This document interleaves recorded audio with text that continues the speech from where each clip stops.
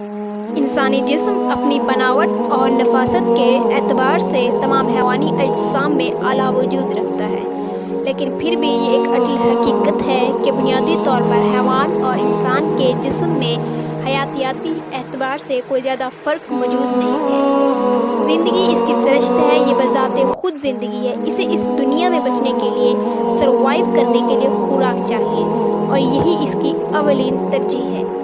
भूख मिटाने के बाद ये खुद को लाजवाल होना चाहता है। इसके लिए इसके पास सिर्फ यही एक रास्ता बचता है कि वो अपनी नस्ल को जिनसी अमल से आगे बढ़ाए। इसके लिए किसी लज़्ज़त का तलबगार नहीं। लज़्ज़त जिस्म का नहीं, जहन का मसला है। इसे तो खुद को आगे बढ़ाना है, ऑर्गेनिज्म को डिलीवर करना है ताकि ज़िंदगी कायम रख सके। यही इसकी अक्ल है और इतना ही इसका मुकद्दर है। ये मिट्टी से बना है।